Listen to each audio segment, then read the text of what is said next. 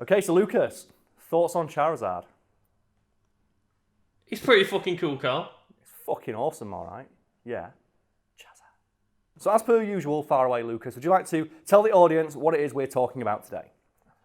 Today, we are going to be looking through a wiki entry for goddamn Charizard. Fucking too right, Charizard. And we'll be referring specifically to the Wikipedia entry on Charizard, because oddly enough, Charizard has one, because he's reached that level of iconic where he gets his own Wikipedia page. And I love that. Like, Charizard is famous enough where, yeah, he gets a Wikipedia page. Like, there's some people probably pissed out there, like low-level actors who like backgrounds in like TV shows and stuff. They don't have Wikipedia pages. Charizard does. Think about that. And we'll start, as we often do, at the beginning. So, Charizard, known in Japan as Lizardon. Oh! What? Already fucking awesome. Is a Pokemon in Nintendo and Game Freak's Pokemon franchise, created by Atsudo Nishida. Charizard first appeared in the video game Pokemon Red and Blue and its subsequent sequels. So Lucas, which one did you have when you were a kid? Did you have Red or did you have Blue? Because this is the way you find out. It's the way you find out if we would have been friends when we were younger. So I'm very confused. Because I might have mentioned this before, but I always remember having Blue.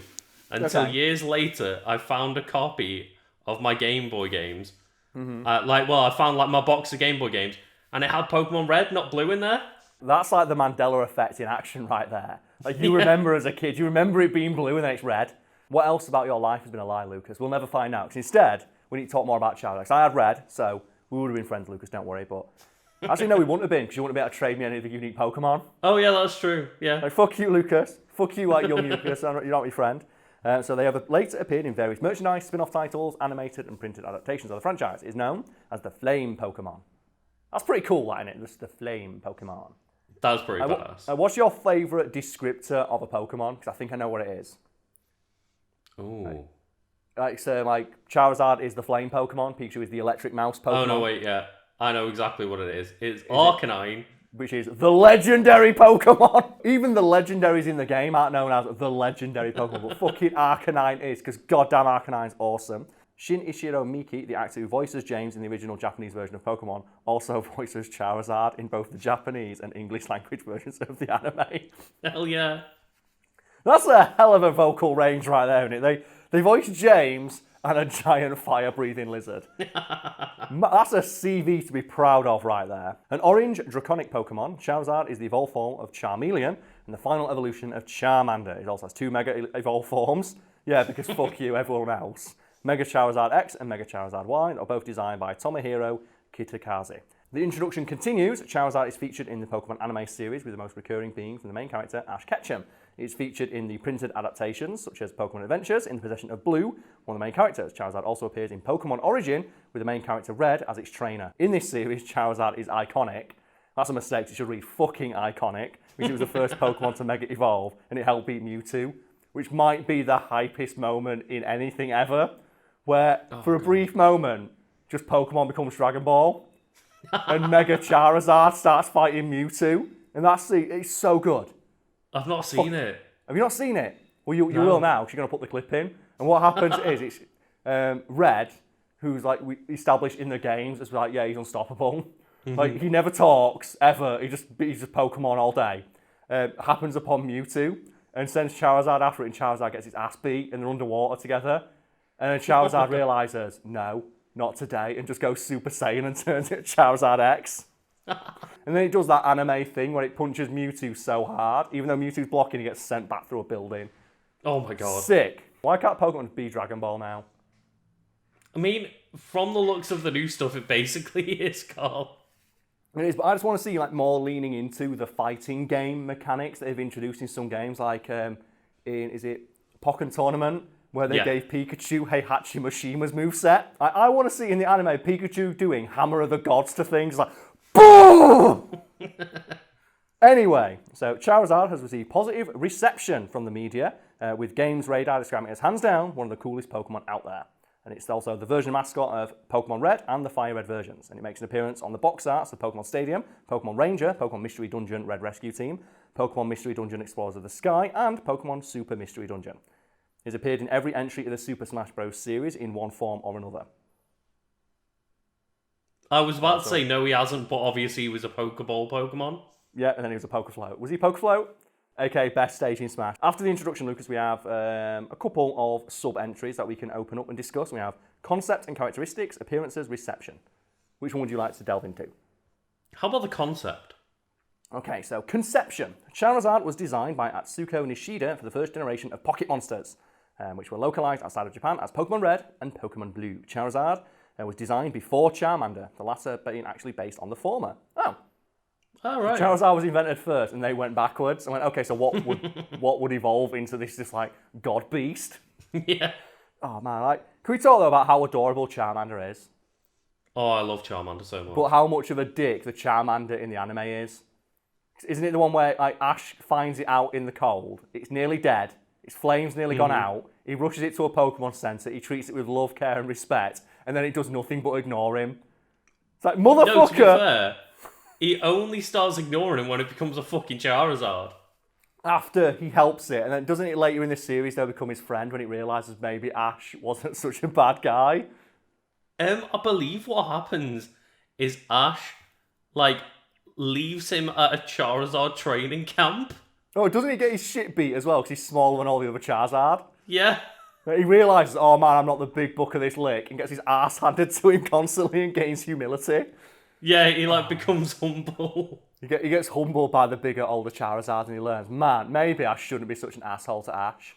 There's just something really harsh about. I always got annoyed as a kid because Ash is so nice to all of his Pokemon. You always have once per episode a Pokemon gets injured, even if it's not his, and he'll run to save it. When he dives in front of an electric shock or something, and he's constantly risking his own life to save Pokemon, and Charizard's such a dick.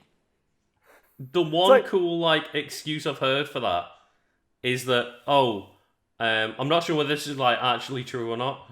Okay. But that Charizard transforms so early and Ash doesn't have enough badges to train him. I've heard that, yeah. And the other one is that Charizard needs strong-willed trainers, and Ash he doesn't discipline Charizard enough. Yeah. So he acts aloof, which is one of those things where motherfucker, Ash turned to stone for you. He turned to stone. He made all those kids cry. Is that up there, saddest moment from childhood? When Ash turns to stone, yeah. And then all the Pokemon around him crying, and then in the audience, you see parents going, oh God, no, this is the rest of my evening, dealing with this shit.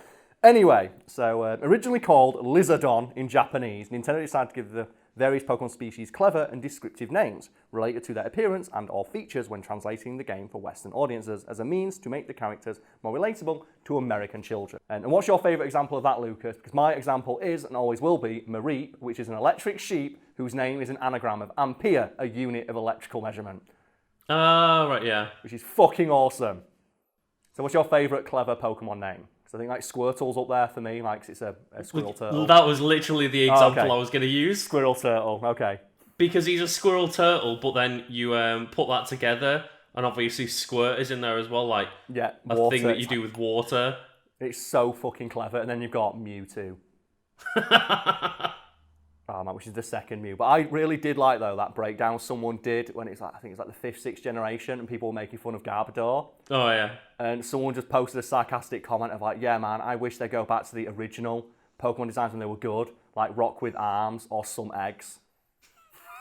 Or Pile of Goo.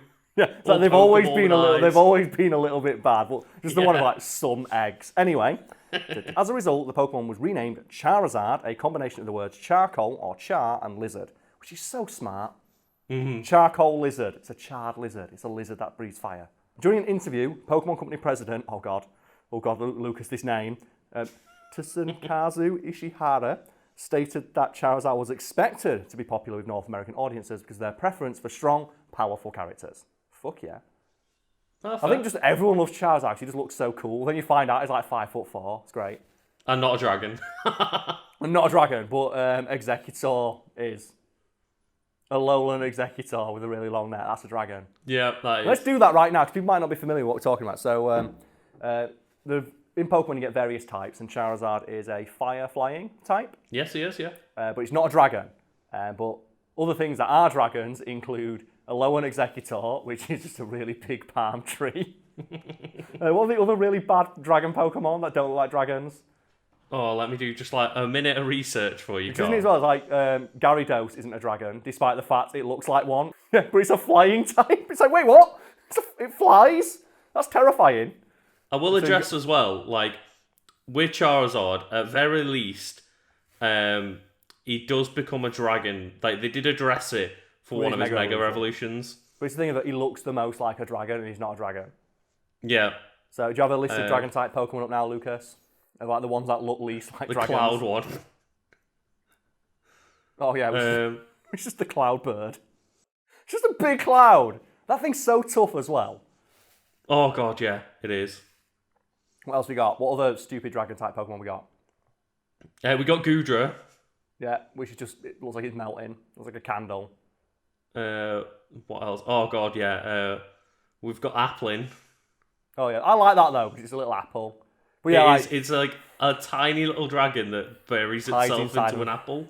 But yeah, Charizard's not a dragon, but these like dumb fucks are. But oh man, God, I love Pokemon. And then they brought in fairy types.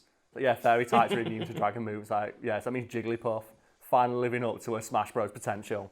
We'll move on to physical information. So whereas its pre-evolutions, Charmander and Charmeleons are ground-based lizard-like creatures, Charizard's design is inspired by dragons, although it's not a dragon. More specifically, European dragons. Again, even though it's not a dragon. Oh yeah, and it even says here, sorry I missed it, even though Charizard gains a secondary type flying instead of dragon. It does belong to the dragon egg group though, and it can learn dragon type moves. It's not a dragon though. Charizard has 2 teal wings with a mostly orange back and body. Its plantigrade feet have the bottom mostly covered by a single pad that is cream coloured like its belly, while its eyes are light blue in colour. When Charizard is mega evolved, I don't care. You know what? Pokemon doesn't care because they took it out of the game, so they just skip straight past that. Oh my god, it goes on for so long. Oh god. So, although it's categorised as a fire flying type, Pokemon by its physique, by its nature of attack formations, Charizard has remarkable resemblance to an actual dragon. Of course it does.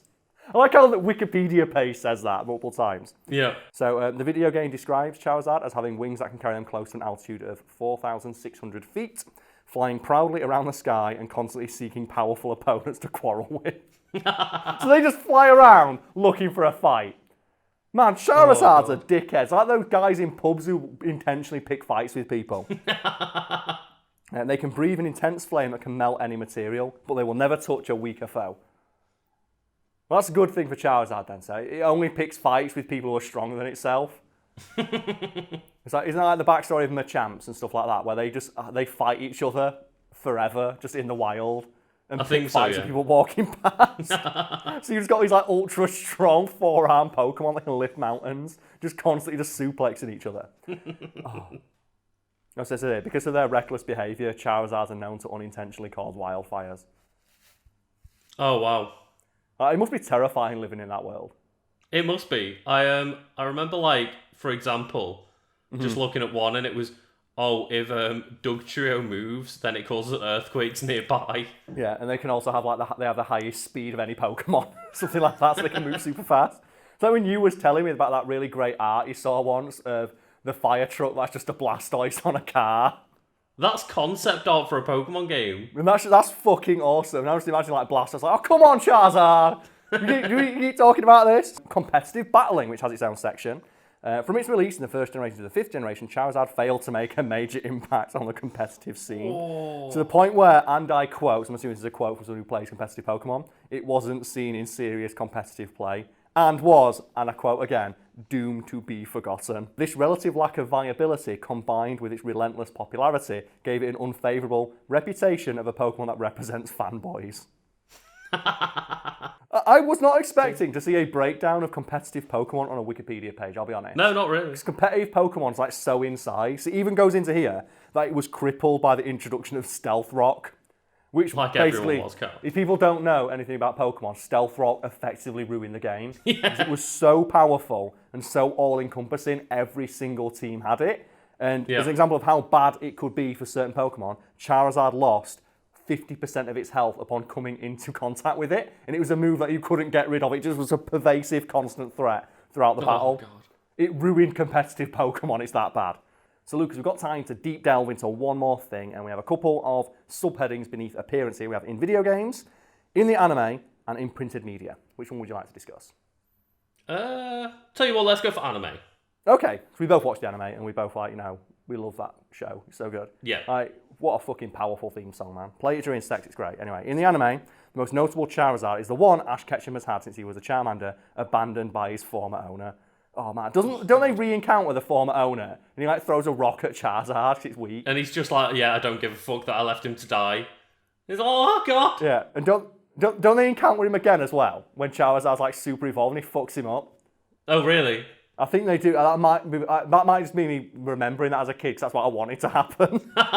Well, that trainer was such a dick. He's like, yeah, I abandoned. One thing is abandoning the Pokemon, but he abandons it in a rainstorm where rain kills Charmanders. Yeah, so if anyone doesn't know, like, Charmander literally dies if the fire on its tail goes out.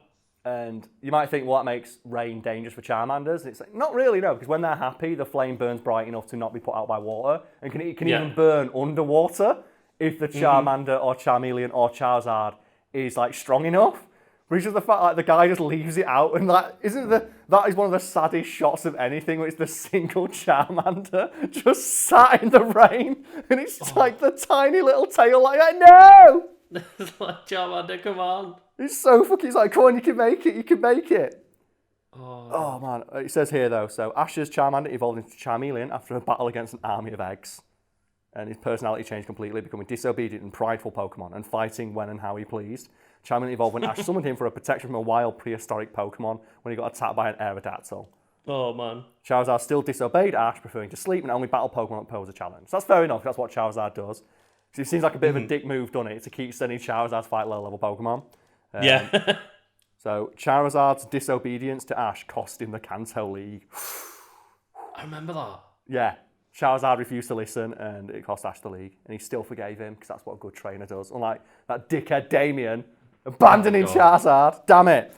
So Charizard has saved Ash's life on multiple occasions, as seen in the film Spell of Unknown, where he battled against Entei. Is it Entei or Entei? I've always said Entei.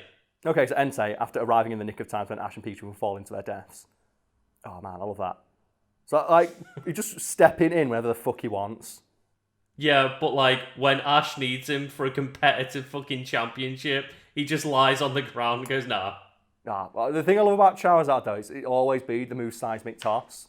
Because it's so lovingly animated, it's unreal. Like when it goes into the sky and it starts flying around in a completely pointless circle, which shows you the entire Earth, and then it flies back down. It's like, oh man, it's great. Go Charizard, do it. So Charizard also develops a fierce rivalry with Iris's Dragonite, so much so that Ash and Iris agreed to have a battle, during the battle which originally began on the ground, but later sent us skywards. Both went to the sky, showing that Charizard had learned Wing Attack, Slash, and Dragon Tail, but despite two Pokemon having a very fierce rivalry with one another, N immediately called the battle off, realising that Dragonite had injured its right arm. So Charizard stayed with all of Ash's Pokemon at Professor Oak's laboratory when Ash leaves Kanto, once more for the Kalos region. So he just chills. Oh, fair enough. Yeah. And it just says here that it appears in a couple of other ones, but I only care about Ash's Charizard. It's like, man, that thing's such a dick. But I love it. But then... and I love that idea as well. Oh, sorry. Doesn't Ash's Charizard come back to, like, I think it's like the Kalos region, and he uses Mega Charizard X? I wouldn't be surprised. It comes back whenever the fuck it wants. But I like that idea that Ash keeps catching Pokemon and Professor Oak's really mad about it. Because every time they cut to Professor Oak on his TV, it was like 50,000 Pokemon that Ash has caught, like he's just forgotten about. Yeah. Roaming around his house. Like, God damn it, Ash, you caught 30 Tauros, please stop. I was going to say that time when he's just like, you caught like every fucking Tauros in the Safari Zone, what are you doing, Ash? He's like, they're all mine, I want them all. Oh, it's so good. That show's great, and Charizard's pretty neat.